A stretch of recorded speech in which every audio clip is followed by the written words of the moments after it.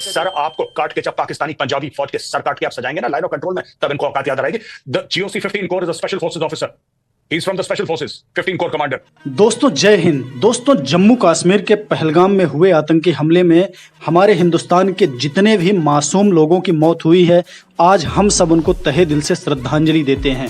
साथियों, जिस तरीके से पाकिस्तान द्वारा समर्थित आतंकियों ने जम्मू कश्मीर में टूरिस्ट लोगों के ऊपर आतंकवादी हमले किए और उनको मौत के घाट उतार दिया है, इससे कायराना हरकत कुछ हो नहीं सकती है। साथियों, कैबिनेट कमेटी ऑन सिक्योरिटी में प्रधानमंत्री मोदी की अध्यक्षता में कई फैसले लिए गए, जिनमें सिंधु नदी के द्वारा पाकिस्तान को दिए जाने वाले पानी को रोकने के संबंध में भी एक महत्वपूर्ण निर्णय है। लेकिन क्या इन निर्णयों के द्वारा देश की जनता में व्याप्त आक्रोश कम हो जाएगा? बिल्कुल नहीं होगा। साथियों, इस बार किसी न किसी सख्त और कड़े कदम उठाने की जरूरत है, जिससे पाकिस्तान और उसके आतंकवादी संगठनों को नेस्तनाबूद किया जा सके। साथियों, इसी मुद्दे पर आज की डिबेट में मेजर जनरल GD बख्शी और मेजर गौरव आर्या ने बहुत ही महत्वपूर्ण बातें बताई हैं, जिन्हें हम सबको सुनना चाहिए। तो चलिए आइए बिना देरी किए हुए आज की डिबेट को देखना शुरू करते हैं।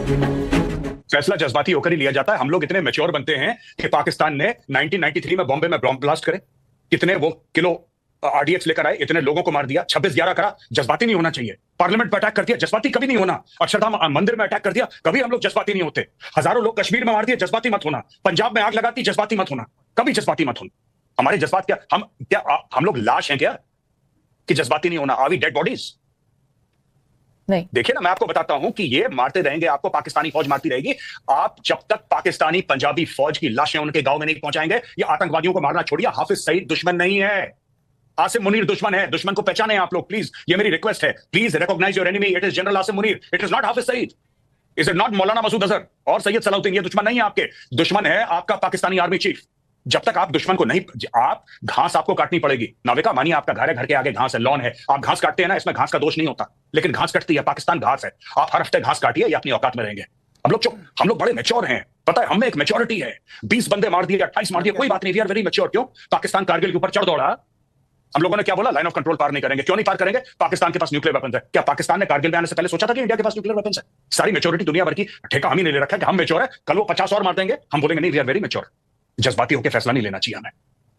कोई तो एक दिन ऐसा आएगा कि जब इतनी लाशें इकट्ठा हो जाएंगी हिंदुस्तानियों की कि हम जज्बाती होकर फैसला लेंगे। कुछ होगा ना, 1000, 2000, 10,000 मरेंगे जब यहाँ पे हिंदू, उस दिन हम जज्बाती होकर फैसला।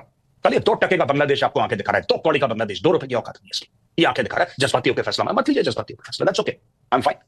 मैं तो आपको बता रहा हूं, ये जिहादी सर पे नाचेंगे। आज ये कश्मीर में है, कल ये दिल्ली के अंदर घुसेंगे, ये बॉम्बे के अंदर दोबारा बॉम्ब ब्लास्ट करेंगे, ये मारेंगे लोगों को, क्योंकि पहले मार चुके हैं। ये इनकी फितरत है। इनके सर आपको काट के जब पाकिस्तानी पंजाबी फौज के सर काट के आप सजाएंगे ना लाइन ऑफ कंट्रोल में, तब इनको औकात याद आएगी। The GOC 15 corps is a special forces officer, he is from the special forces, 15 corps commander. Tell the government to task the GOC। Sir चाहिए इनके, खाली कर देंगे पूरी की पूरी लाइन ऑफ कंट्रोल। क्या बात करती है, हमारे बंदे मार के। इंडियन आर्मी ऐसी नहीं है मैडम, आप एक बार आदेश दीजिए, ये तांडव करेंगे मौत का लाइन ऑफ कंट्रोल पे। पाकिस्तानी फौज को पता नहीं लगेगा मिसाइल कहां से गई, कहां से आई। हम लोग यहाँ पे ये सब बातें, यहाँ पे ये हमारे लोग मर रहे हैं। This is I find it very difficult to conceive. मुझे समझ में नहीं आ रहा क्या है ये तो बहुत बड़ी तस्वीर हो गई। और अगर ये इतना बड़ा चैलेंज है तो इसके लिए कदम कितना बड़ा उठाना होगा सर? देखिए साहब, मैं शुरू से कह रहा हूं कि 3-4 दिन पहले पाकिस्तान के जनरल आसिम मुनीर ने एक सिविलाइजेशनल वॉर डिक्लेयर कर दी हिंदुओं के बरखिलाफ, भारत के बरखिलाफ, कि साहब हम तो जो है मोरलेस वो थ्रेटन कर रहा था, और आज उसने करके दिखाया है। ये देखिए साहब, ये छुटपुट तो घटनाएं हो रही है। आप तो उसने इतना बड़ा मास कैजुअलिटी स्ट्राइक करी है, ट्रांस बॉर्डर से वो आए हैं और उन्होंने किया है। और आप कह रहे हैं कि साहब हम वो 4 नहीं बख्शेंगे, 4 नहीं बख्शेंगे। It's your bloody duty to kill them यार।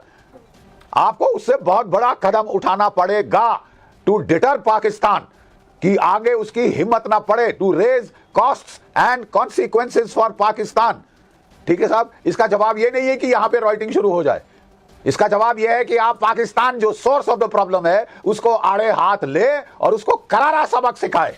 क्वाइट ऑब्वियसली जो भी आपने उड़ी के टाइम किया, जो भी आपने बालाकोट में किया, वो उसके लिए काफी नहीं था।